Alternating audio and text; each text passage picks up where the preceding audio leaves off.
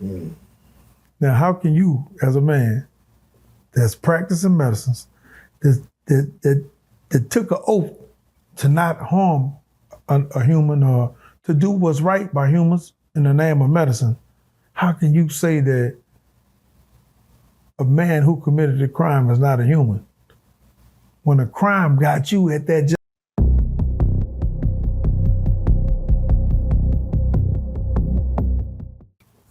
Did and can the guards have compassion for the inmates? Man, we're going into, and I'm laughing because the guards ain't hired to be compassionate to you. And they still human though. They're not hired for that. They're hired. So they want the ruthless ones too. Yeah, they're hired to make sure you on that count. The most important thing in any prison in America is count. That means you there. You ain't escape. Yeah. Everything else, guards ain't supposed to have nothing no compassion or anything for you. A person, I don't want to say losing their mind, but a person screaming in agonies, hollering, and a guard comes by, are they supposed to not like, all right, let me see what's going on. Let me help this man. Let me help, There's a word called insouciant. So they handle it mostly with an insouciance. It's like, hey man, what's going on with you? You better hold that nose down. I come back, I'm bringing them boys with me. If it's a black guard, he gonna say, I'm gonna bring them white boys. If it's a white dude, he gonna be, he gonna use racial slurs. And shut up before I bring that crew. Yeah.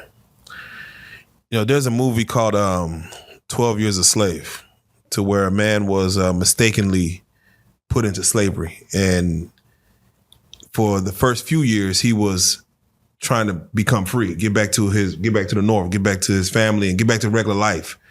But after a few years, he became exactly what he wasn't, bred to be, which was a slave. For Angola, that mentality, how often does it, you went in young, how often does it have it to where you see other inmates coming in young and it's basically a slave plantation? That's what it is. And that's what the work you're going to kind of get. How often and how long do you see men try to buck at the system or believe they're not supposed to be here? And how long does it take them to understand, like, nah, this is your new life here? And some dudes don't ever stop. Some dudes don't ever give into that. Oh, that. Man, you got some dudes that's going to fight that system. You got some dudes that was there when I came, that's still there, and they still fighting. So you got some dudes that'll never give in. You got dudes, and this is what they'll say, and this is their mentality. And you ain't gonna break me. And that was my mentality. It's a mentality that you gotta carry in because it's easy for you to become what you don't want to become. Because those are some ugly, bleak pictures of people, man. You see people become their worst in prison. And if you hide the compassion that you have, and you hide the humanity that you have, when you look at those examples as people that you never want to become. And you never want to become so institutionalized to where you forget that society exists. So you would always say, man, I'm not gonna let you break me. This system ain't gonna break me. And you live there, you repeat that every day.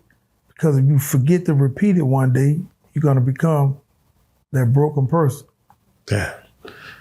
Now you had mentioned last interview that the movie Life, a lot of that plays into kind of, if you without the comedy, that's kind of what you're getting.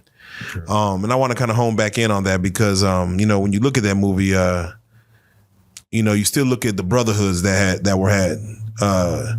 Then you look at people passing away. I think at the end of that movie they show like he was here, disappear. He was here, disappear.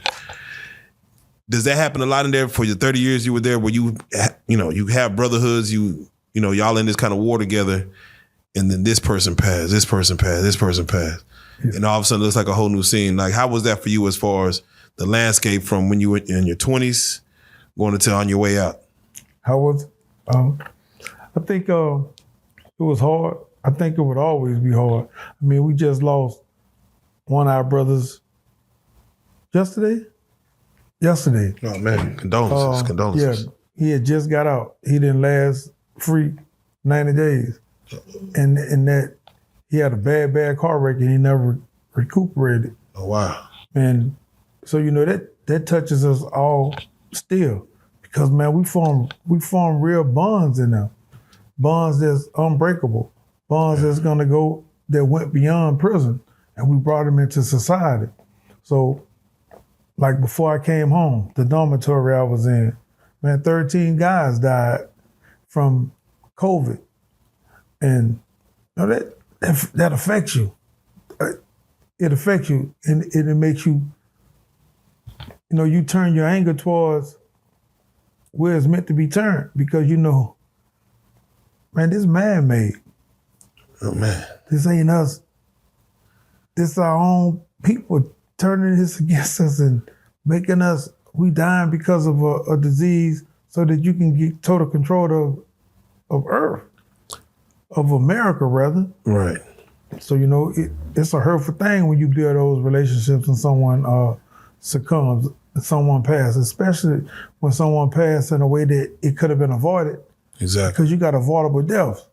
And a lot of times, it'd be situations where, man, you say something, you could have said something, you could have stopped it. And you end up have to let him do that to him.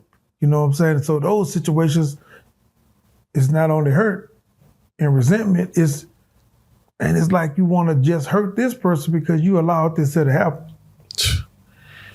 Do you feel y'all were experimented on while y'all were in there? Oh, definitely. In what ways is this? Because even with the COVID situation, I know that a lot of inmates had to get the vaccine. Like it wasn't even an option for some people in some certain prisons. Man, they had a thing up there called saltpeter, where they was feeding you, giving you juice that'll make your penis don't even much get erect. I heard about that. Yeah, that you'd be down for 3 months. You just basically mess your penis up. Even in later years, damn, they was giving you food, some meat that they was making right outside of Dallas.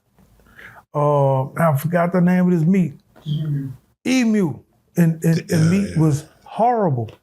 And they was experimenting on it. And man, you had to go to court, and the court said, no, y'all can't feed them this.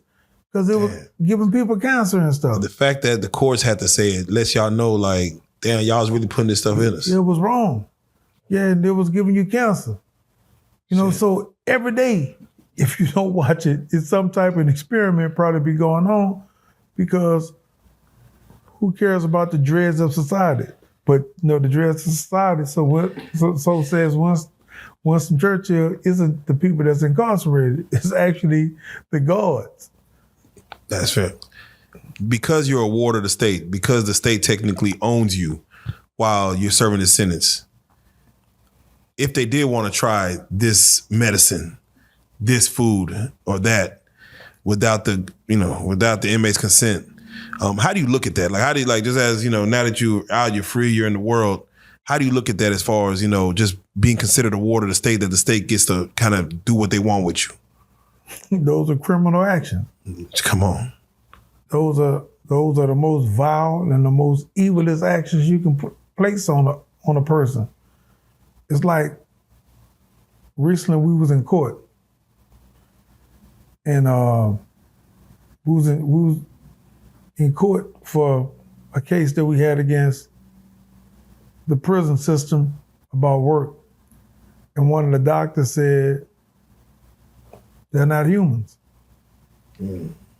Now, how can you, as a man that's practicing medicines, that took an oath to not harm a human or to do what's right by humans in the name of medicine, how can you say that a man who committed a crime is not a human when a crime got you at that job? You was demoted because you committed a crime and it made you go to work in prison.